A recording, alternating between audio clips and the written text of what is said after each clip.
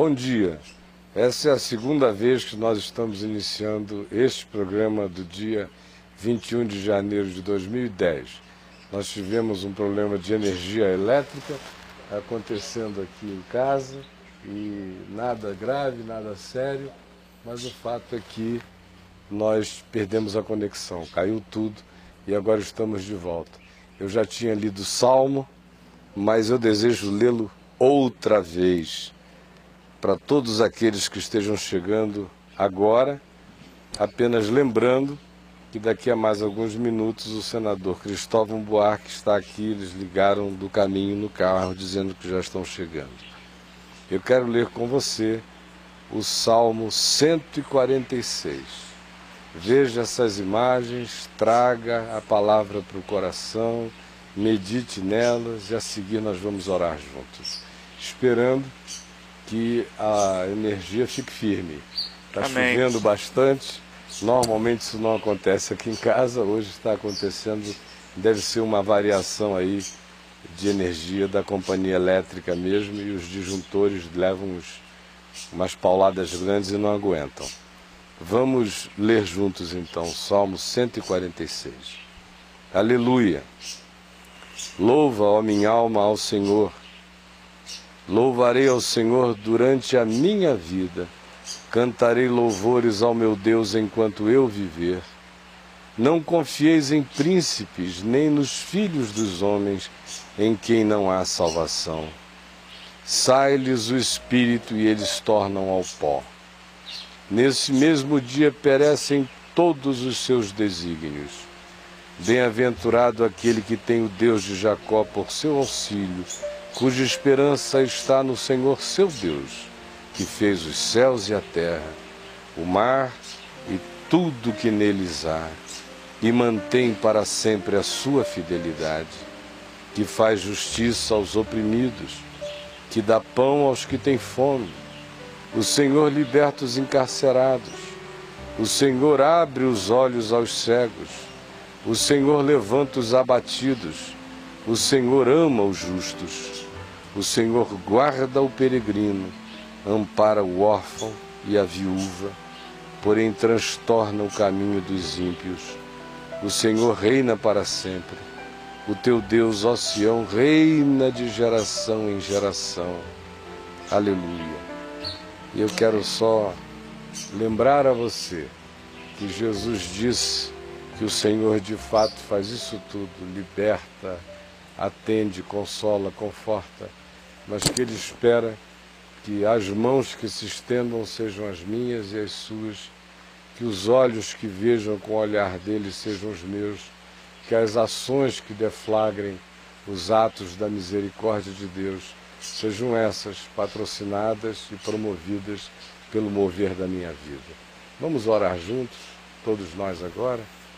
Senhor Jesus, nesta manhã tão gostosa de chuva, que me faz tanto bem a alma, eu quero pedir que Tu derrames chuva abundante para molhar a terra de muitos corações. Amém. E que esse nosso encontro, não importando os temas, as conversas, carregue graça, carregue singeleza, bondade, verdade e o espírito da justiça segundo o Evangelho. Quero pedir pela conversa que teremos, pedir por aqueles que vão participar e rogar que os resultados, que as informações, que as trocas sejam todas sinceras e no espírito do Evangelho. É o que eu te peço, sabendo que Tu estás abençoando a todo aquele que está te invocando hoje e agora em qualquer lugar do mundo. Em nome de Jesus. Amém e amém. Gente boa de Deus, eu vou chamar uma música do Buena Vista Social Club, enquanto a gente tem um pequeno intervalo para receber o senador Cristóvão, que está chegando daqui a pouco. Mas antes do Tiago colocar lá a música, eu quero dar o meu bom dia aqui ao Chico. Tudo bom, Chico? Bom dia, meu mano. Graças a Deus. Alguma novidade da moçada chegando? Chegaram ontem, graças a Deus, chegaram bem. Ontem eu falei com a Rejane e com o Alexandre, que foram buscar eles lá no aeroporto. Aham. E eu creio que estou em casa, dormindo, descansando um pouco agora, né? É. Mas eles chegaram, o William está chegando hoje. O William chega em Brasília. Chega hoje em Brasília. Assim que ele chegar, se você puder fazer um contato, Sim. vou ficar muito feliz. Com Tá? certeza. Diga a ele para me dar uma ligadinha. Obrigado, gente. Tiago, por favor, meu filho, prepare aí e solte o Buena Vista Social Club para a gente ter um intervalinho para botar um microfone no senador Cristóvão Buarque. Com vocês, os velhinhos de Cuba.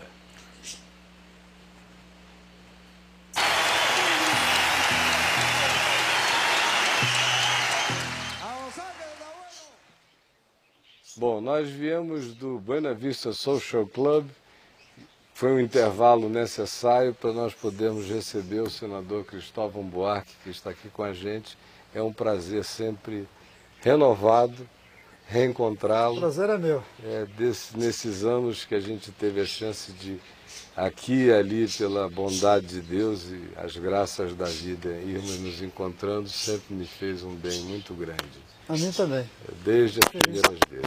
Fico muito feliz de estar aqui com você. O prazer é todo meu. E a gente agora é cidadão da mesma cidade. É verdade. Né? Mudei para cá e não tenho a menor intenção de sair daqui. Muito bem. Eu também. Eu... Estou aqui há 31 anos. Vindo de onde, senador? Vindo inicialmente de Recife, que é minha terra. Mas quando eu vim para cá, eu morava nos Estados Unidos, em Washington. Estava estudando lá ou Não, trabalhando? Eu saí de Recife em 1970. Já formado, recém-casado, e fui para a França estudar. Depois de terminar meu doutorado, eu fui trabalhar com o Banco Interamericano de Desenvolvimento. Fui para o Equador, onde fiquei quase um ano. Daí eu fui para Honduras, onde fiquei quase 2 anos. Daí eu fui para o Washington, onde fiquei 4 anos. E de então, lá? No total, 9 anos, quase. E de lá eu queria, obviamente, voltar. Quando começou a haver o processo de abertura mais forte, eu vim embora. E cheguei aqui no mesmo dia que Figueiredo tomou posse, 15 de março de 79. Portanto, vou fazer 31 anos, agora no dia 15 de março. Vim direto para a Universidade de Brasília, onde 15 eu de estou março até hoje. de 79. 15 de março de Eu 79. estava fazendo quase um número redondo, é o dia do meu aniversário, eu sou de 55. Então, eu estava celebrando uma data. Mas no é dia 15 de março? 15 de março. Seu aniversário é 15 de março? O senhor estava chegando Mais aqui. uma boa coincidência. 15 de março de 55. E quando voltou para Brasília e veio dar aula, o senhor já carregava no coração algum tipo de perspectiva político-partidária? Ao contrário. Quando eu vim para Brasília, aqui não tinha eleição para nenhum cargo. Ao optar por Brasília, tirar o título de eleitor em Brasília, eu estava condenado a não votar, nem ser votado. Porque a única possibilidade de votar era para presidente, que não tinha eleição para presidente. Brasília não tinha deputado local, distrital, não tinha deputado federal, não tinha senador, não tinha governador eleito. Então eu vim absolutamente com a ideia de uma carreira acadêmica, nada mais que isso. Se eu quisesse ter uma carreira política, eu teria voltado para Recife, onde eu fui muito envolvido no movimento estudantil. Quer dizer, o germe da participação política estava presente no seu coração desde a juventude. O germe estava, tanto que eu vim para Brasília e me aproximei muito de parlamentares como assessor informal. Escrevia discurso para assessor. Lembro bem que eu coordenei uma CPI da dívida externa, que no fim até publicamos um livro. O crime e castigo da dívida externa. Eu fui quem coordenou todo o relatório e o próprio livro. E sempre estive muito próximo, me envolvi muito com Tancredo Neves, naquele processo de abertura. Isso. Mas a primeira eleição aqui foi em 86, já foi depois da posse de Tancredo. O primeiro governador eleito aqui foi o Joaquim Roriz. Certo. Então eu fui eleito em 85, mas reitor. Foi a primeira cargo eletivo. Foi o primeiro cargo eletivo, foi de reitor da Universidade de Brasília. Cargo que eu tenho as melhores lembranças, carinho. Eu acho que foi o cargo mais desafiante que eu tive, porque reúne a necessidade de uma boa formação intelectual todos os dias, reúne uma boa capacidade administrativa e reúne ultra política, porque lá são os eleitores e você. Não há intermediário. Não há intermediário. É. E sobretudo no meu caso, que eu nunca parei de dar aula. Então eu era reitor, eu saía da reitoria e ia dar minha aula. Então eu estava sempre nos corredores. Qualquer um poderia lhe abordar na sala de aula. Invadia quando queria falar as coisas. E eu acho que foi a maior carga de trabalho que eu já tive. Eu nunca saí um dia lá antes de 10, 11 horas da noite. E nunca teve um sábado ou um domingo que eu não fosse trabalhar, a não ser se estivesse viajando. Vivendo a experiência da reitoria, do magistério e também sabendo que a função como reitor é uma função também política, e depois participando ativamente da vida política partidária, comparando as duas dinâmicas políticas, a da política estudantil e universitária, o senhor como reitor, e a política partidária, quais as grandes diferenças entre essas duas dinâmicas políticas? Primeiro que, apesar de tudo, eu acho que a política universitária é mais pura. A relação tem mais causa no conjunto. Entendeu? Tem menos interesse e mais causa. Tem mais causas. Tem menos interesses mesquinhos. Não tem divisão de classe ali dentro. Todos são parte de um mesmo conjunto. Está mais para tribo do que para nação. Né? É mais a busca de consenso do que a busca da maioria, a reitoria. A segunda é que é concentrada no processo educacional, muito mais. As atividades extras são extras. A outra não, a outra é tudo. Além do que, você tem a certeza de que a pureza da juventude carrega todos os espasmos da sinceridade, mesmo quando o indivíduo possa estar equivocado. É extremamente melhor você lidar com o espasmo do equívoco do que com essa frieza deliberativa e maquiavélica. Eu, aliás, me preocupo mais hoje com os jovens da falta desses espasmos. Não a frieza que você falou, calculista. No mundo político partidário. Essa frieza calculista não tem. Mas tem uma frieza no sentido de alienação. Eu conversava há pouco no jantar na casa de um amigo e de repente o filho dele disse: eu não tenho nenhum amigo com ideal na vida. Isso é triste. Eu achei chocante. Eram umas 10h30, 15 para as 11. E eu disse: espera aí. Aí peguei o meu telefone e botei uma mensagem no Twitter, dizendo: estou conversando com um jovem que me disse que não tem um único amigo com ideal. O que é que vocês acham? Choveu resposta. Não demorou que 15, 30 segundos já começou. A maioria, e eu depois coloquei todas as respostas no meu Twitter, a maioria concordando. Alguns dizendo: esse cara precisa de mudar de amigo.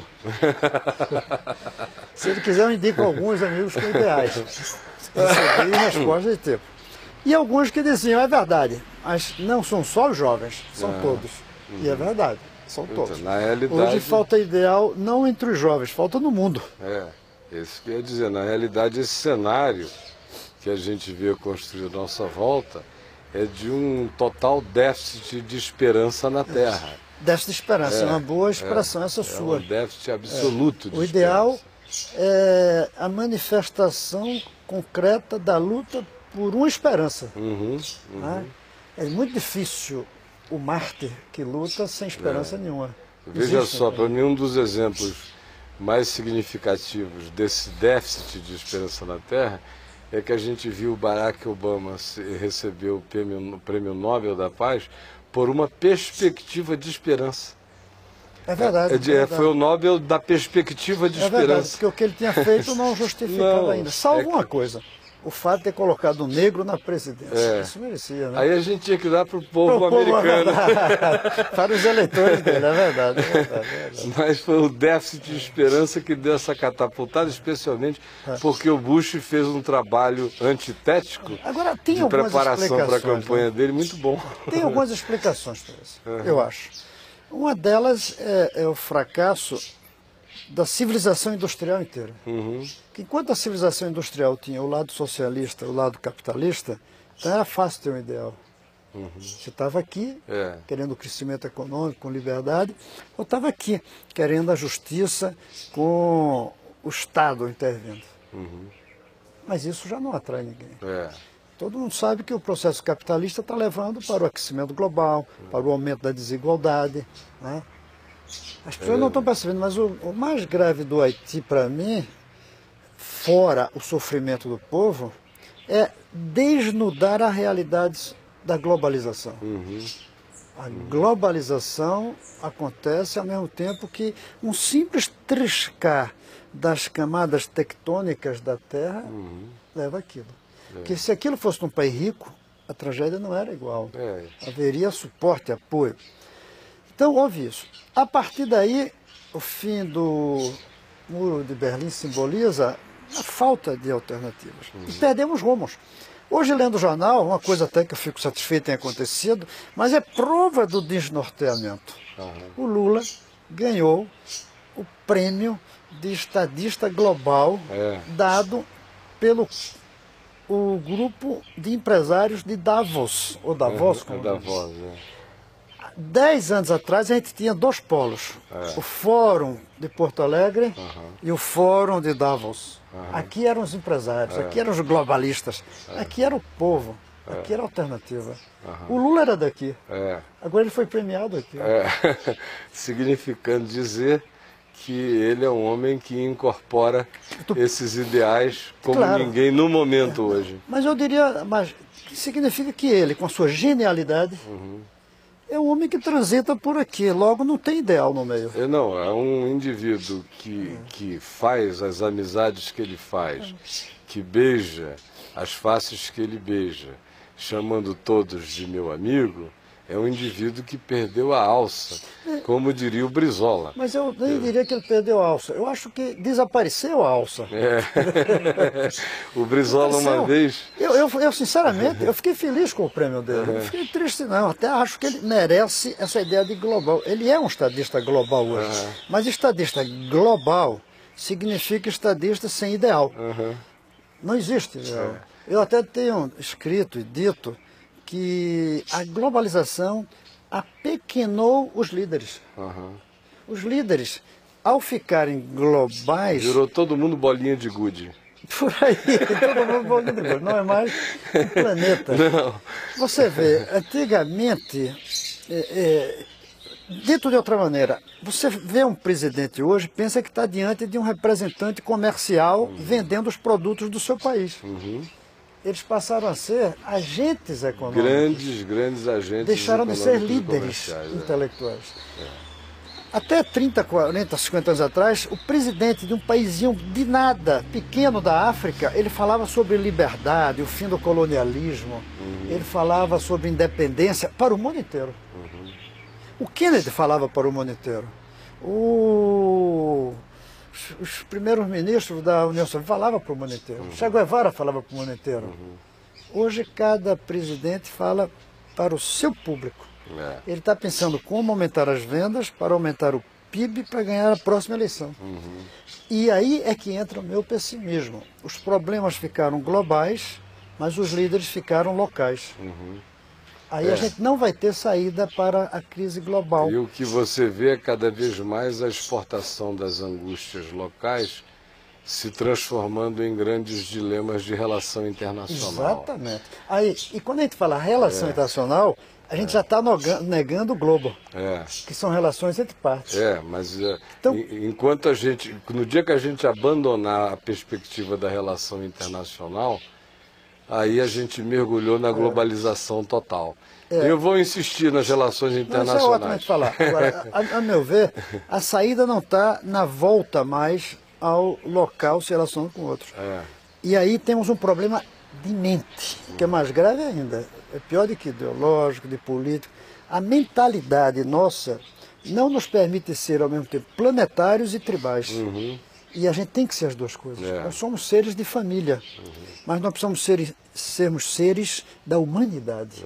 O casamento família com humanidade, eu tenho a impressão que o ser humano não está preparado. A mentalidade não está preparada. Eu vi um exemplo dramático disso aí agora em Copenhague. De um lado, os Estados Unidos, que geram 40% do lixo da Terra, expendem 40% da energia do planeta e são dos principais responsáveis, dado ao fato do processo industrial lá ter sido mais intenso do que na maior parte do mundo, chegou em Copenhague barganhando o quanto que seria a participação dele naquela conta. O argumento é algo que corre por trás. Há um grande movimento americano hoje para negar o aquecimento global. Negar o aquecimento global por causa de uma suposta teoria da conspiração. Qual é a teoria da conspiração? O mundo inteiro está se unindo em torno do tema global para criar um governo global e nos deixar de lado no processo de liderança. Então, se o tema do aquecimento global está produzindo uma unificação de interesses mundiais, essa unificação vai gerar um novo eixo de poder e esse novo eixo de poder não nos terá no centro. Então, independentemente do dado científico, do fato concreto ou real, ideologicamente, se vai para Copenhague para dizer que não se pode, não se vai, que a medida não é essa, que há exagero.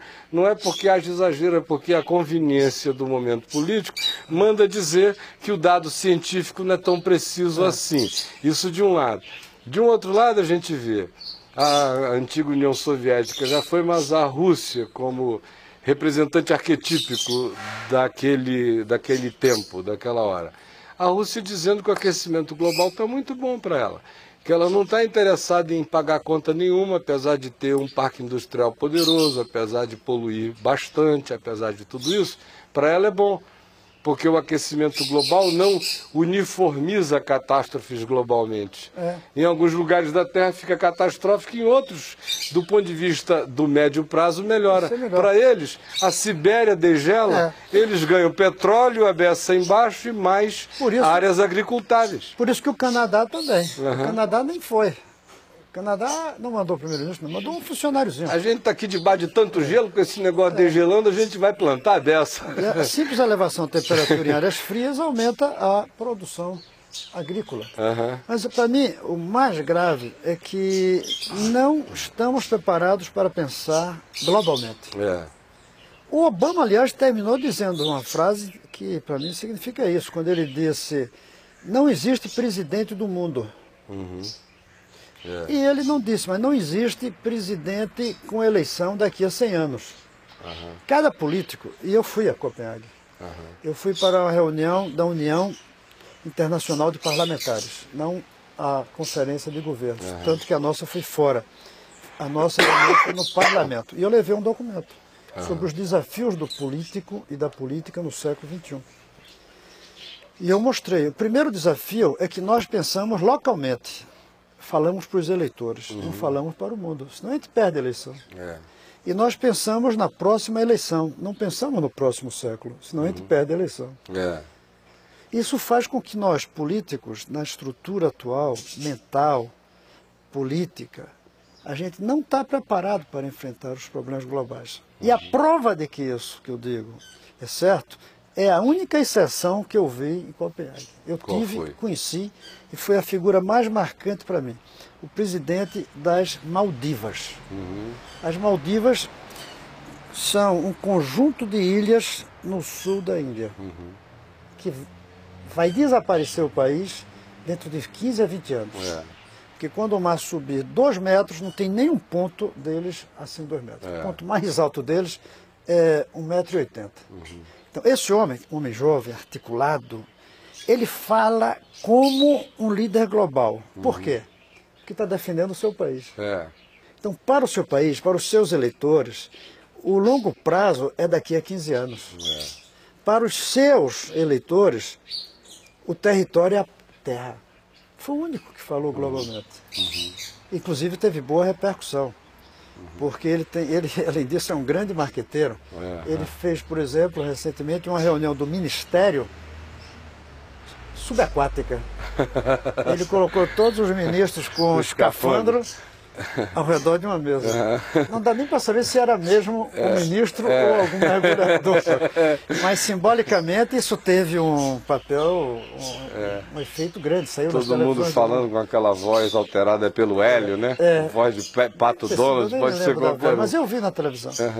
Então, essa é uma das tragédias do mundo de hoje. A humanidade não está preparada para esse choque. Na realidade, você tem que fazer uma síntese que é muito difícil. De um lado, você tem que pensar globalmente e agir localmente. De um outro lado, você tem que agir localmente pensando na perspectiva global. Então, a humanidade é um conceito abstrato. A nação não é tão abstrato. A família é concretíssima. Mas a humanidade é um conceito ainda de filósofos, não é um conceito na cabeça dos indivíduos. Por causa dele, não foi só a minha geração, por causa do Candideiro, que eu considero um dos 4 mundos que fizeram na cabeça. Ao lado do Noel da Câmara, foram bons mentores, muito bons. Ao lado do meu orientador, Ignacio Salles, e ao lado de Sérgio Furtado. Outro ótimo. Formou. Eu disse, tem o PDT, que é o Partido Brisolista. E eu hoje tenho uma dívida imensa ao PDT. É o partido que me deixou ser candidato a presidente. Me deixou levar o meu discurso sem nenhuma censura, nenhum momento. Me deixou até cometer o ato suicida, segundo alguns, de falar só de educação. Eu acho que é o contrário. Se eu falasse de 3 coisas, ninguém se lembrava que eu tinha sido candidato.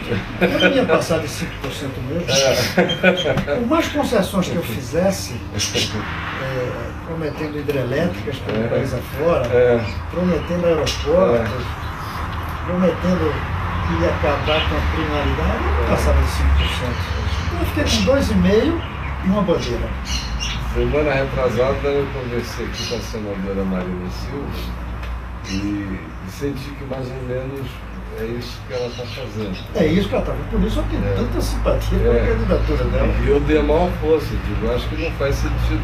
Se alguém chega e erra desse conjunto de coisas, a conjuntura, por exemplo, como plataforma para iniciar qualquer coisa no Brasil, a primeira coisa que a inteligência humana fazer é reconhecer tudo que de positivo foi feito e erigir em cima disso, com aperfeiçoamentos, com encaminhamentos e tudo mais.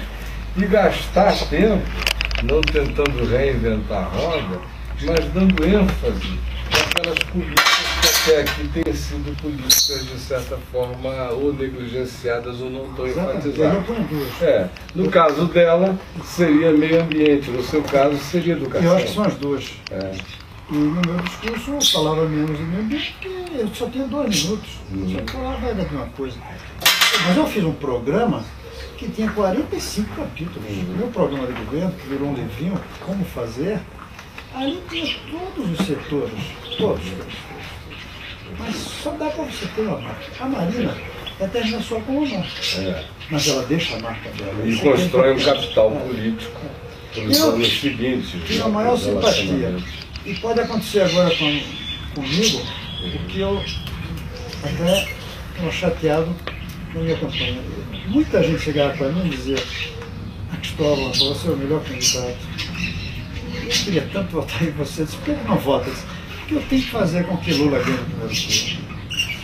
Aí outro chegava e dizia: rapaz, eu gosto tanto de você. Por que não vota? Porque eu preciso que o Alckmin vá para o segundo turno. E outro chegava e disse: mas eu vou votar na Heloísa Helena, que ela é mais enfática. Eu tenho a maior simpatia dos candidatos que estão aí pela Marina, não nego e vou continuar dizendo. Eu era capaz de eu ter que chegar um dia e dizer: olha, eu sou candidato no Senado, se realmente se confirma, meu partido apoia Dilma, eu não vou poder fazer campanha pela Marina. Essa é uma Mas vai poder votar, Pedro, na Marina eventualmente. Aí é outra coisa, eu vou dizer. É Fabrício.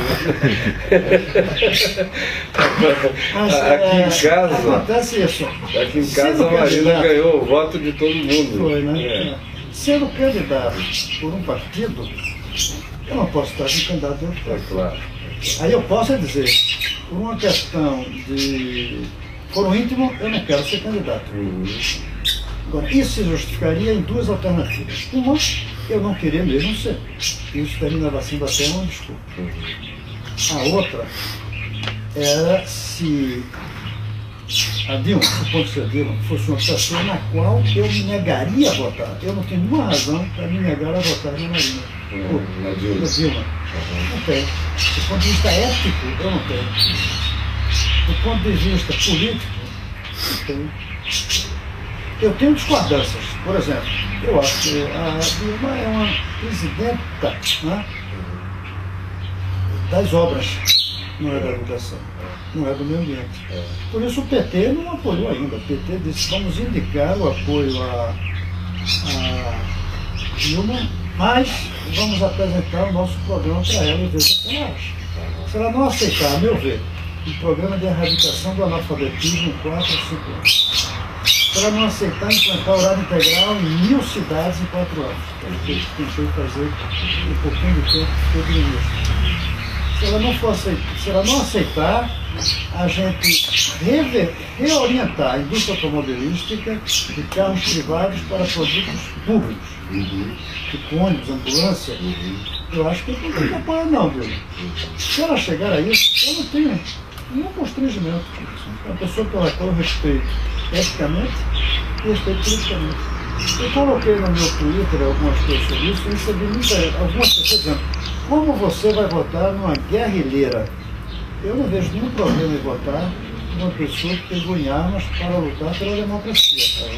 Eu acho que, num certo sentido, me desculpem a franqueza, se ela pegou em armas, já faz tanto tempo que hoje parece que ela pegou foi outra coisa.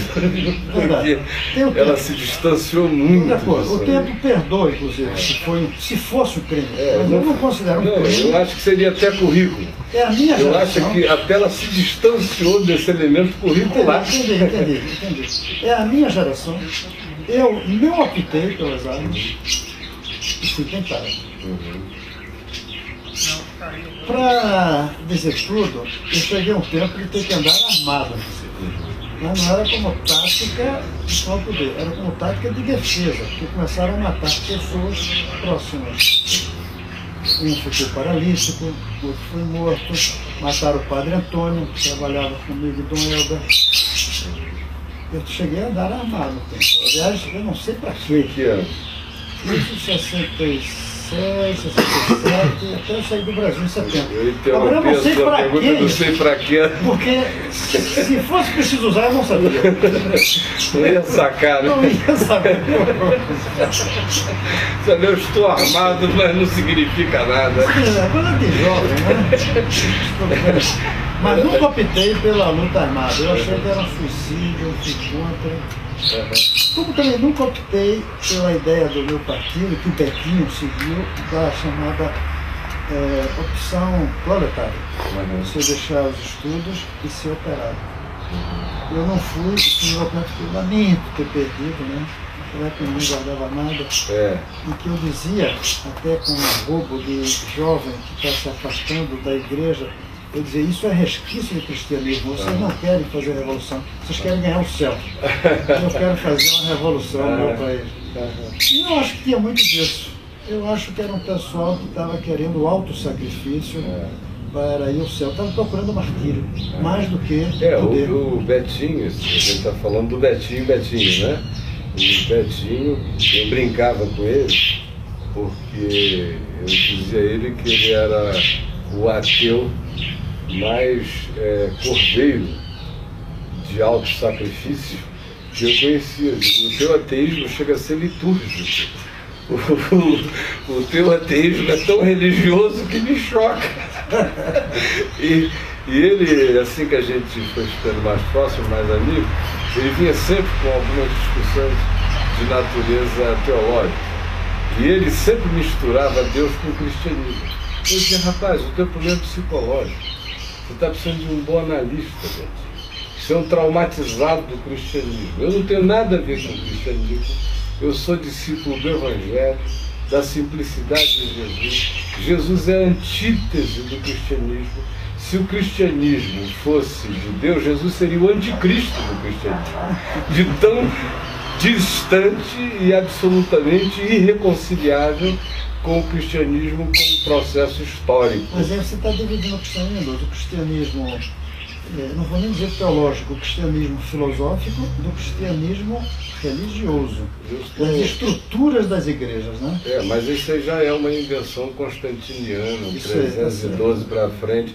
O Evangelho, até o quarto século, os discípulos de Jesus não construíram um templo, só se reuniam em casa. Era a verdadeira revolução, a verdadeira subversão. Você faz parte. Mas não é cristianismo, esse é um apelido secundário. É um apelido constantiniano. Eles não chamavam cristianismo? Não, era como era o caminho. Era a igreja, ou Paulo definia, a gente lê no livro de Atos dos Apóstolos, ele quando alude à igreja, ele alude numa relação interna. Falando entre discípulos, ele chama a igreja de igreja. Falando para fora, ele diz este caminho. Porque eles não queriam nem que aquilo tivesse qualquer concreção, porque a ideia era que fosse hebreia, e era que fosse andarilha, fosse andante, fosse não fixável, não ganhasse uma geopolítica de poder, que era tudo que Jesus disse. O Evangelho, num certo sentido, traz a proposição suicida, do ponto de vista histórico, de uma semente que só dá muito fruto se caindo na terra morrer. O sal da terra, vós sois o sal da terra, só ganha o seu sentido, o seu significado se se diluir. Sal perceptível não salga nada, está no saleiro. Então o convite de Jesus era para diluição. As imagens que ele usa para o reino de Deus é como um fermento que se impregna. São coisas que vão se miscuindo. É o contrário das igrejas. O cristianismo veio para fazer torres, para marcar lugares, fazer xixi no chão. Eu sou o leão do pedaço, dividir o mundo. É a antítese do Evangelho. Então, quando ele vinha, o Betinho, com aquele discurso todo contra o cristianismo, eu digo, olha, além do que você tem a dizer, você está mal informado, deixa eu acrescentar mais 1 milhão de razões para você ficar do jeito que está, porque eu sou infinitamente pior do que você disse. A única diferença é que na minha não fui criado num ambiente onde Deus era cristão. Jesus não é cristão. Não fundou o cristianismo, Deus não é cristão. A minha tese de ordenação ao ministério foi a salvação de Deus fora de Israel e de todas as instituições religiosas. Deus é Deus da vida, não é Deus de nenhuma religião, não é Deus do cristianismo, e Jesus jamais seria cristão. Você se aproxima muito da visão oriental budista. Não, eu me aproximo mesmo cada dia mais de Jesus. Cada dia mais, porque o Evangelho é tão simples. Mas nesse sentido, o ismo aí, o budismo, o taoísmo, eu fujo dos ismos pela capacidade sistêmica que eles têm de fechar pacotes. Se apropriar. E Jesus não ismou nada. Em Jesus está tudo aberto. Sempre tudo aberto. O problema do bem e do mal, ele não discute. Ele afirma que o bem é real e que o mal é real. E que o mal real tem que ser enfrentado de modo real. E o bem real tem que ser praticado de modo concreto. Não fica com metafísicas a respeito. Todas as coisas ele trata com a realidade do encontro delas no caminho. E não gasta tempo com as divagações que discutem sexo dos anjos, mas não levantam ninguém no chão e não tocam a existência de ninguém. A simplicidade do Evangelho... não foi teólogo. Não foi teólogo, não foi filósofo. O que ele carregava dentro de si era o Verbo encarnado. É por isso que o Verbo se fez carne. O que a gente encontra em Jesus, quem quiser ler Jesus, tem que ver Jesus. Quem quiser saber o que Jesus está dizendo, tem que ver o que Jesus está fazendo. Porque se ele é o Verbo encarnado, ele é a chave hermenêutica das palavras dele. ele é a chave hermenêutica dos atos dele, ele é a chave hermenêutica de si mesmo. E é isso que o cristianismo nunca quis aceitar. E como é que você interpreta quando ele diz ao ladrão mau, hoje mesmo estarás ao lado de meu pai? E estarás comigo no paraíso. O que ele quer dizer? Estabelecendo duas coisas, meu filho. No mundo real e concreto, você vai pagar até o fim as consequências para todas as nossas ações no mundo. E não há, na graça de Deus, nenhuma irresponsabilização histórica. A gente vive com as consequências. Por outro lado, teu coração está quebrantado, arrependido, há uma metanoia em processo. Eu sei que se você saísse daqui, o seu caminho seria um outro, mas você vai experimentar as consequências da história na história, mas hoje mesmo tu estarás comigo no paraíso, porque as dimensões são outras. E a eternidade não trabalha com o karma que a história prega na gente. Ela trabalha com o momento da consciência que se instala. Mas esse estarás lá, você personaliza a alma dessa pessoa? Se lugariza-se esse estar lá, não só se redimensiona. Esse lá é aqui. De fato, hoje a gente, por exemplo, estudando física quântica, teoria das cordas, mundo paralelo, não tem mais nada lá, está tudo então, aqui. Você está distante do Betinho, nesse lado, mas está próximo do Leonardo Boff. Não, eu sou o Leonardo Boff, se estiver próximo de alguma coisa, está próximo do Novo Testamento. Isso que eu estou dizendo, isso não é uma invenção de ninguém. Eu não precisei da física quântica para chegar a essa conclusão. Eu cheguei a essa conclusão com 18 anos lendo o Evangelho. Na minha tese de ordenação, eu fui ordenado com 20 anos, um menino ainda. A minha tese de ordenação demorou 3 dias para ser aceita na igreja presbiteriana, porque eu já trabalhava com as categorias da dimensionalidade. Que ano é isso? Isso foi em 1975. E qual era o título? A salvação dos pagãos fora das instituições religiosas e fora de Israel. Ou seja, eu trabalhava com a categoria de que existe um personagem em Gênesis no capítulo 17 chamado Melquisedeque, que abençoa Abraão, quando Abraão libertou o seu sobrinho Ló, que estava em Sodoma e Gomorra. E esse homem aparece sem pai, sem mãe, sem princípio de dia, sem fim de existência, ele cai do céu, esse Melquisedeque. Só se diz que o nome dele é Melquisedeque, significando rei de justiça e paz, rei de Salém, que seria Jerusalém, que era naquele tempo uma cidade dos jebuseus chamada Salém. Então é a única referência que se tem. Mas Abraão, que é o cara dos judeus, que é o gene santificado das promessas, que é em quem todas as coisas se originam do ponto de vista da confissão monoteísta da fé, encontra esse Melquisedeque, que não tem história nenhuma, e paga o dízimo a Melquisedeque, reconhece Melquisedeque como uma figura espiritualmente superior a ele e pede para ser abençoado por Melquisedeque.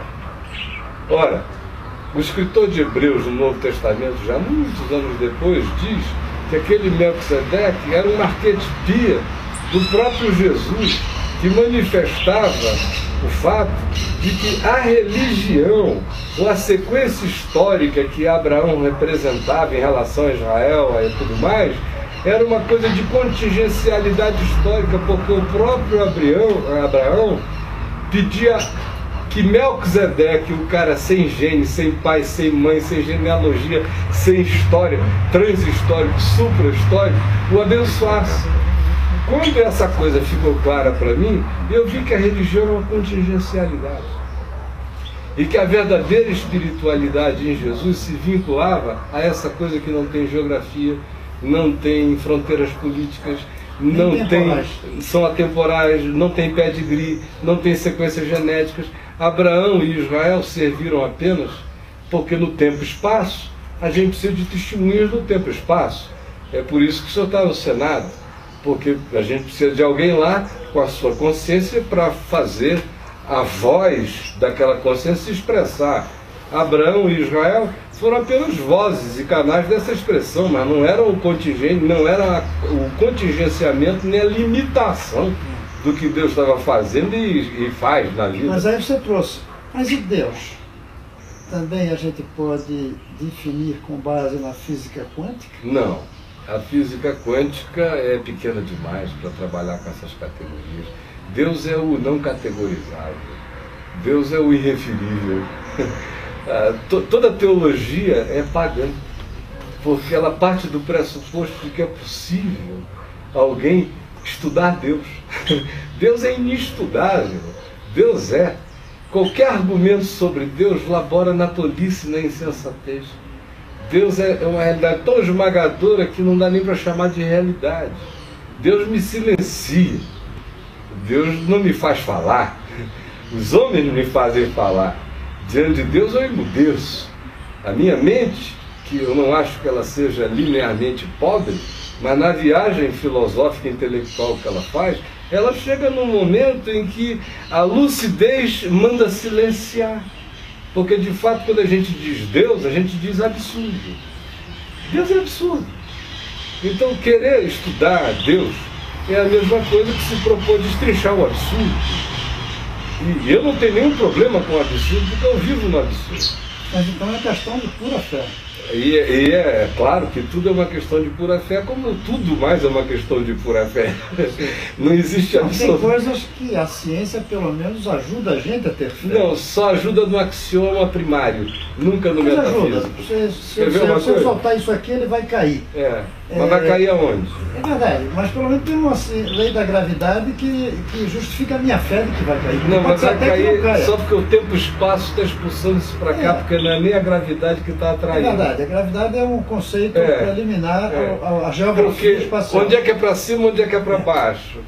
Não é? Então até isso caindo, de qualquer maneira, toma como referência é algo que ajuda na fé. Uma premissa muito primitiva. No caso de Deus, nem a ciência ajudaria. Graças a Deus. Porque se a ciência ajudasse a gente a saber quem era Deus, eu na mesma hora desistiria desse Deus. Esse Deus que eu posso chegar a ele por mim mesmo não me serve. Tudo que eu posso fazer por mim mesmo, eu me sirvo no processo. Ele não me serve. Por isso é que Deus, na história do cristianismo, e na história do Ocidente, e provavelmente na história da humanidade, tem sido o pior diabo que já se construiu pelos homens, porque ele foi ideologizado o tempo todo. Se você precisa de uma tirania, Deus serve para ideologizar a tirania. Se você precisa de uma monarquia messiânica, Deus serve para ideologizar a monarquia messiânica. Se você precisa de uma democracia, Deus serve para ungir a democracia. Ou seja, Deus esteve a serviço de todos os interesses humanos esse tempo todo. Mas por que esse Deus, que é tão dentro de saber estudar, ele precisa da gente depois que a gente morre? Ele não precisa não, a gente é que precisa dele. Não precisa de ninguém. Para que existir o céu? Para que existir... Para a gente, porque a gente continua vivendo. Eu sou um espírito que habita circunstancialmente esse corpo. Eu não sou um corpo que, quando perecer, pereceu tudo. Eu me transcendo a esse momento e a contingência do tempo e espaço. Mas essa ideia do espírito também é uma questão de fé, porque cientificamente você cientificamente falando, essa é uma das questões. Ao conteúdo do cérebro, e algo mais do que o cérebro, que é a mente. Mas hoje em dia... Mas não precisava chegar na alma. A neurociência... Nós temos cérebro, nós temos mente e nós temos alma. Poderia não chegar na Mas alma. a neurociência dos últimos 10 anos deixou a própria psicologia meio abobalhada, sem saber o que fazer consigo mesmo. Porque o que hoje a gente mais tem para todo lado, com registros científicos, são as experiências de quase morte, de indivíduos que saem do corpo. Isso começou com o Dr. Moody, lá na Califórnia, na década de 60, observando isso. Hoje em dia, há hospitais inteiros dedicados a isso na Inglaterra, na Holanda, na Europa, nos países nórdicos, fazendo experimentos reais, constatando a transcendência desse elemento de consciência psíquica, que é capaz de sair do corpo, que é capaz de viajar o quarteirão inteiro, que é capaz de visitar a casa, que é capaz de reportar diálogos os mais estranhos. Na Inglaterra, há hospitais, e na Holanda também, que eram tantos os casos de pessoas saindo do corpo, que eles resolveram colocar textos escritos em cima das luminárias que iluminavam as salas de cirurgia, onde essas coisas mais aconteciam naqueles momentos de morte, fibrilação, parada cardíaca. Aí alguém teve a ideia de sair espalhando esses textos em cima da luminária, impossível de se ver. Porque todo mundo dizia que saía, ficava de cima, olhava, narrava a história do que estava acontecendo no quarto ao lado e tal e tal. E depois que a parapsicologia desistiu de explicar isso como sendo um fenômeno relacionado ao indivíduo ainda com latências de consciência presa ao cérebro, porque a neurociência eliminou essa possibilidade e factualizou a impossibilidade de que isso acontecesse, eles tiveram que ficar agora soltos com a eteriedade de uma consciência vaga e que vinha reportando coisas num detalhamento absurdo. Eles começaram a fazer isso e o choque deles é que o cara que antes dizia que saiu, ou as pessoas na mesma circunstância, andaram no corredor, viram a cirurgia ao lado, gente morrendo na outra sala, gente que foi até a praça na frente, reportou um acidente de carro, o número da placa, quem morreu, quem não morreu, o que aconteceu, era tanta coisa, um volume tão grande, que eles começaram a fazer essa experiência. E a experiência começou a trazer de volta a constatação dos informes. O cara dizendo, aí eu andei por aí, achei esquisito, porque aqui no hospital todas as luminárias estão cheias de mensagens, de bilhetinhos em cima. Ou seja, a própria ciência evoluiu. Bilhetinhos e diziam que era. E se o doente que estivesse desencarnando fosse analfabeto, ele conseguia ler? Uma coisa extraordinária sobre isso é que toda a nossa angústia aqui sobre alfabetização e analfabetismo cessam nessa outra dimensão. Porque todos são capazes de compreender. É mente. Os códigos caem na relatividade total. O código que passa pelo cérebro fica desnecessário. O cérebro é uma máquina ainda de uma sofisticação extraordinária para a nossa limitação. Mas ela é, de fato, o grande inibidor do nosso potencial. Especialmente porque o nosso cérebro, também circunstancializado pela história... seres humanos ou os outros animais? Eu acredito cada vez mais que existem consciências espalhadas na criação como um todo. Não só inteligências, mas autopercepção relacionada ao tipo de autopercepção que aquela criatura pode ter. Não, eu não posso olhar para uma outra criatura e imaginar que ele diga eu, pensando em eu como eu digo eu, no loop da minha autopercepção. Porque eu tenho adereços de constituição filosófica que são diferentes do dele, não necessariamente superiores. Mas eu não tenho a menor dúvida de que não existe nada na criação sem algum tipo de autopercepção. Elas só evoluem. Essa coisa de tratar tudo que não seja humano apenas no nível da irracionalidade ou da instintualidade totalmente programada é, a meu ver, uma burrice extraordinária, porque a ciência já evoluiu demais para mostrar que existem animais com inteligência extraordinária, outros com capacidade, que só evoluem se forem ensinados. As árvores sentem. Se você chega, por exemplo, na antiga União Soviética da década de 50, foram os primeiros experimentos, quando eles puseram eletrodos em árvores, elas não só sentem, elas sentem a sua intenção. Puseram indivíduos com facão e outros sem facão. Quem chegava na direção da árvore só para pegar na árvore, ela emitia uma vibração. Quem chegava com o facão com a intenção de cortar, a árvore gritava vegetalmente. A vibração dela era aquela. Está tudo conectado. Isso aí não é nada esotérico, eu não tenho nada de esotérico. Mas e qual a origem de tudo isso? A origem é essa. Todas essas coisas, ele criou tudo das coisas que não aparecem. Você fala ele personalizando. Ah, claro. Ele é amor. Porque... O amor não se personaliza. Então, mas eu sou. Eu digo eu sou. E hoje aqui eu já senti carinho por você, não sei quantas vezes você por mim. Não é verdade? É verdade. Então, eu sou capaz do amor, você é capaz do amor. E o Novo Testamento, Jesus diz que Deus é amor. Deus é Espírito, Deus é amor. De onde surgiu esse amor? Não é uma questão de onde surgiu, a gente está lidando com o absurdo. Você quer ver como a gente não precisa nem chegar a Deus para ver como a gente está sentado no absurdo, conversando no absurdo, dialogando no absurdo, discutindo no absurdo? A gente está aqui em Brasília, no Brasil Central, no Brasil, na América do Sul, na América Latina, no ocidente da Terra, no planeta Terra, no sistema solar, dessa galáxia, faz parte de bilhões de outras galáxias, ainda na linearidade do tempo-espaço. Num tempo-espaço finito, mas que ninguém sabe nem as origens do finito, nem o teto do finito, nem o chão do finito, nem a lateral do finito, nem aonde o finito existe. E nem se há outros universos. E esses outros já estão conscientes de que existem, paralelos. Mas ainda assim eles existem algumas outras coisas. Ou seja, a nossa existência inteira, a gente está discutindo Davos, o Lula, isso e aquilo, mas é a permissão que o cérebro tem para se contentar com a ignorância absoluta e lidarmos com a contingência imediata da nossa sobrevivência de cupins no momento. Isso é tudo que a gente está fazendo aqui na Terra. Porque, para além disso, a gente tem que admitir que a gente faz política no absurdo, a gente casa no absurdo, a gente ama no absurdo, a gente sepulta no absurdo, a gente nasce no absurdo, a gente faz poesia no absurdo, a gente faz tudo no absurdo, porque até a ambiência que nos cerca nos transcende, ela é finita. E eu não a entendo. Existe no absurdo.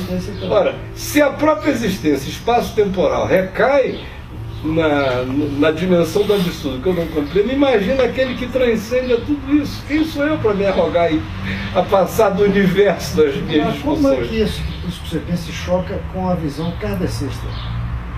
Ela se choca apenas na perspectiva de que, no kardecismo, os indivíduos vão morrendo e se reencarnando num processo de purificação contínua. Essa visão não há. No Evangelho não existe essa declaração. Por exemplo, a frase de Jesus para o ladrão, um dos ladrões lá na cruz, para um dos malfeitores, hoje mesmo estarás comigo no paraíso. Barrabás foi aquele por quem foi trocado e soltaram Barrabás. É verdade. Esses outros dois não tem nome ali. Mas esse indivíduo, a própria declaração de Jesus para aquele indivíduo, a partir da perspectiva espírita, era uma contradição de tempo. Porque aquele cara não podia estar naquele dia com Jesus no paraíso, ele ia ter que encarnar-se, ele vinha de uma vida de malfeitor. No Espiritismo não existe esse tipo de graça, graça como favor imerecido que perdoa agora. Ela vai dizer assim, você vai ter que voltar para melhorar o seu karma. Se Jesus pensasse em categorias kardecistas, ele iria dizer, você vai voltar e tente melhorar seu karma. Jesus não diria, hoje mesmo tu estarás comigo no paraíso. Não sei que usasse o poder dele para superar todas as etapas do karma. Aí se ele usa o poder dele com aquele indivíduo, por isso é que o nome é graça. Todo conceito de relação de Deus com o homem no Novo Testamento tem a ver com graça. Graça significa favor imerecido. Eu não me relaciono com Deus porque eu mereço qualquer coisa. Eu chego só com fé. Mas e como é que a gente explica uma criança que falece? A gente não explica, a gente aceita. Eu já perdi 2 filhos. Mas dois filhos, um pequeno e outro com 22 anos de idade. Nenhum deles me gerou uma pergunta. Mas eles vão estão já. Esse outro mundo. Já estão. Mas com idade, sem idade? Não, quando chega nessa outra dimensão, tempo, espaço, idade, eternidade, tudo isso desaparece. É a contingência do corpo que me precisa. E um feto que foi abortado, depois da concepção? Tudo quanto constitui espírito não encontra limitações quando deixa a limitação física. E em que momento começa o espírito? Na colisão, isso na minha perspectiva, a Bíblia, o Novo Testamento não diz nada a esse respeito, eu aqui estou falando só da minha perspectiva neste momento. Eu acredito que o espírito decorre da colisão de um espermatozoide com algo.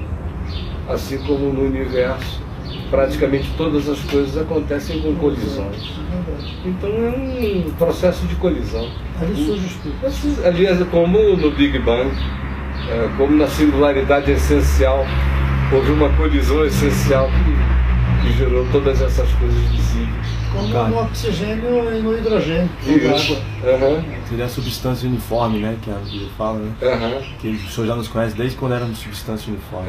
Eu acho que o interessante por exemplo, falando isso é que o Einstein morreu na busca de encontrar uma equação única, a equação de todas as coisas. Do macro com o micro. Aí o que ele fez? na relatividade geral, ele revolucionou a física. Na teoria especial, a revolução foi mais profunda. Na geral, ele desbancou Newton. Tempo, espaço, gravidade, essas noções mudaram.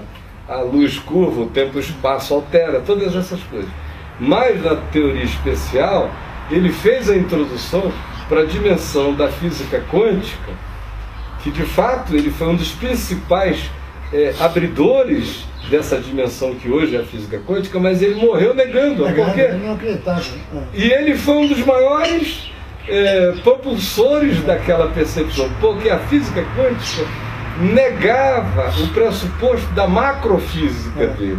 E o que ele, nem o homem parece que dos dias dele conseguia entender, faltava ainda evolução de síntese na dialética científica deles. Eles ainda eram muito newtonianos. Eles eram deterministas, então, não eram capazes de acreditar no cálculo. E ele, no caso dele, tinha feito uma opção estética por um universo eterno. Ele queria que o universo fosse eterno. Ele queria, era uma questão de dogma dele. E quando as implicações da física que ele foi desenvolvendo e que outros foram continuando, foram mostrando a finitude do universo, a temporalidade das coisas, e foram levando para uma dimensão onde o microelemento tinha uma fundamentalidade e essencialidade muito maior do que o macroelemento, e aparentemente as leis que operavam no macro-universo, aparentemente leis mais fixas, que a gente pode usar aquela ciência estatística para dizer toda vez que eu jogo para cima cai, por isso é uma lei científica. No mundo quântico não é assim, é o oposto. E nem por causa disso não é científico e nem é verdadeiro. Você não pode prever. É a improbabilidade total, a impermanência absoluta e mais do que isso. Um único elemento pode ocupar 2, 3 lugares, espaços ao mesmo tempo. E um elétron você pode projetá-lo, uma parte dele está lá, outra está ali, outra está lá simultaneamente. Então isso negava a fixidez de tudo quanto ele tinha construído na macrofísica dele. Então, porque ele não conseguia aceitar o absurdo, ele morreu negando uma parte do que ele descobriu. Veja como é anticientífico não aceitar o absurdo. Aceitar o absurdo é o primeiro pressuposto científico de um cara com cabeça genuinamente científica nos dias de hoje. Quem não está aberto ao absurdo não está aberto para fazer ciência. Porque já limitou. Que é capaz de explicar tudo, não é um bom cientista. De jeito nenhum, de jeito nenhum. Olha, nós estamos aqui, eu não quis interromper a nossa conversa, porque para mim ela estava tão agradável. Mas eu não sei se o senhor percebeu que a luz caiu de novo há algum tempo atrás. Eles estão gravando nos celulares. Não percebi. E essa câmerazinha também tá? Então a gente está salvando na bateria aqui. Graças a Deus. Eu não percebi. Mas eu falei, eu não perco uma boa conversa por nenhuma SEB do mundo. SEB não tem esse poder de interromper os meus papos. Eu não convidei aqui só por causa da televisão. Por isso que o papo é de graça. Está no verbo. Não é o verbo que está na luz. Está na luz de ele, muito menos na SEB. Na SEB é o contrário. Tem muita coisa escura na SEB. Mas nós já estávamos ultimamente nos prometendo um encontro para tomar café, não era nem para fazer televisão. É verdade. Então eu falei, bom, a televisão. Mas eu acho o seguinte, que fique para com a lá. falta da luz, embora não proteja o verbo, eu quero marcar para a gente continuar essa Mas conversa. vamos continuar? Vamos. Quer continuar amanhã? Pode ser amanhã, depois. Amanhã é um dia legal. Amanhã seria um dia maravilhoso a gente continuar sentar aqui e continuar essa conversa, que eu acho que vai fazer bem não só para nós, mas para todo mundo. Claro. Sabe por quê? O senhor provavelmente, e desculpe, quem me conhece sabe que em mim não existem esses galanteios desnecessários, né? Eu vivo com sinceridade sem sincerismo, franqueza sem aqueles franquismos suicidas e nem mal educados. O que eu digo, eu tento fazer correspondência entre o que eu sinto e o que eu expresso. O senhor provavelmente seja uma das 2 pessoas no ambiente político brasileiro com quem eu teria prazer de ter essa conversa e com quem eu gostaria de continuar tendo essa conversa e de conversar essa conversa sempre. Porque qual outro político ou senador que sentado aqui não estivesse pensando no eleitorado, nos votos, no próximo passo, no que vai dizer. E o senhor, graças a Deus, não está nem aí. A gente está aqui no encontro humano e é só isso que me interessa. Isso me lembra uma pianista famosa nos Estados Unidos, que fez campanha pelo presidente Carter. Ela era completamente fora de política. Um dia perguntaram a ela por que ela decidiu pelo Carter. Disse, olha, é que eu fiz um concerto em Atlanta, onde ele era governador, na Geórgia, e depois do concerto ele me levou para um jantar na casa lá do governador. E durante todo o jantar ele não falou em política, só falou em música. Você vê que às vezes a gente faz pelo prazer e dá um resultado. É verdade. E eu acho que, de fato, a inteligência mandaria que fosse assim. Eu não sei por que os políticos se obrigam tanto a falar em política. Até porque é chato, né? É demais. Assim, do estéreo. As coisas podiam ser muito mais humanas. Ele se elegeu porque um dia ele foi gente. Ele se elegeu supostamente porque um dia ele se importou, porque um dia ele se solidarizou, porque um dia ele levantou uma bandeira, e essa bandeira era humana, tinha a ver com uma causa. Aí depois de um certo tempo, a pessoa é eleita, e uma vez que toma aquele assento, ele passa a ser parte apenas de um jogo ou de maldades, ou de interesses, ou de sinceridades hipercontroladas, porque não dá para a pessoa ser totalmente franca naquele ambiente. Depois ele vai se encruando, as dimensões que antes o tinham catapultado para aquela posição vão se encolhendo dentro dele. Depois de um tempo ele não se reconhece. Então eu dou graças a Deus de todo o meu coração que a nossa conversa, que passou por alguns elementos políticos, pode voltar para ele, é interessante que volte, mas que o cerne fazem parte do mundo, né? Do mundo. Até fazem parte do próprio amor, como você falou, ou deveria. Agora, não fazem mais parte do mundo do que o que a gente estava conversando faz parte do mundo. Porque o que a gente estava conversando é o que supostamente deveria ser a boa motivação para alguém fazer política. Claro. É o que a gente estava conversando que devia ser a boa motivação para alguém ser médico, para alguém fazer ciência. Para ter um propósito na vida. Para ter um propósito. Buscar essência, significado. Ao redor, que você não controla. Mas você tem um propósito, né? Você chama de teleologia, não? Pode também. Agora, também... ainda que o caos esteja à volta, a maior contribuição para a descaotização é a consciência que eu possa ter do significado que a minha vida possa ter. E a aceitação um pouco desse caos também. Claro, tem que lidar com ele, até porque ele está presente e Jesus tratou tudo com um realismo tão esmagador que chega a ser chocante. Quando, na véspera da morte dele, uma mulher, no lugar onde ele estava comendo, veio por trás e derramou um vaso de alabastro cheio de unguento na cabeça dele, e era um unguento caríssimo. Fazia Chanel número 5 virar brincadeira, especialmente na antiguidade. Perfume era uma fábrica. Derramou aquilo ali.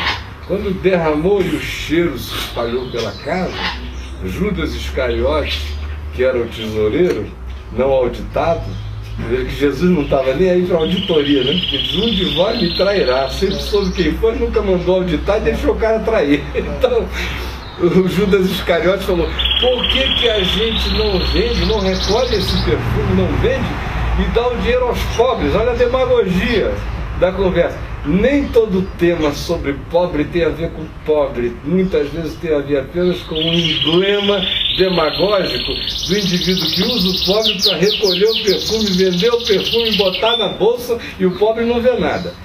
Aí Jesus chegou e disse, os pobres sempre os tendes convosco, a mim nem sempre me tendes. Então, nós estamos tendo aqui a chance de tratar daquilo que nem sempre a gente tem. Porque os pobres a gente sempre tem conosco. O caos está sempre presente. Agora, a chance dessa conversa é uma raridade. A gente passou anos tentando fazer. E eu espero que a gente não passe mais 24 horas. Tá bom. Senador, é sempre um grande prazer. Desde o primeiro dia na sua casa, há muitos anos atrás. E muito obrigado. É fato mesmo que a gente pode encontrar amanhã? Vamos ver a hora aí para se encontrar. Tá, então a gente combina, se espera aqui e olha, a audiência esse hoje estava enorme, amanhã vai ser o triplo. Mas eu acho que a audiência é absolutamente secundária. Mas isso, eu estou pensando... ótimo. Eu não estou pensando no senhor, não. Eu estou pensando no benefício se que tiver isso audiência gera. É ótimo, que as pessoas nos vejam e compartam e mandem mensagem. Mas era bom você deixar o seu Twitter. Eu tenho o Twitter Tem o dele. Twitter dele? Ele está conosco com o maior prazer, mesmo eu Twitter. gostaria de receber isso. Isso, vamos divulgar. E hoje você divulga, dizendo que amanhã ele estará aqui. A gente só não confirma a hora. Luiz, você pode mudar a hora logo mais? Alguém? Só para a gente confirmar? Porque na realidade são milhares de pessoas. Ele não está falando aqui com um pouquinho, né? Uma pergunta, você assistiu o filme Avatar? Não, estou indo ver para ver em 3D, inclusive. Eu também fui. Vamos fazer uma conversa sobre esse filme. Vamos sim.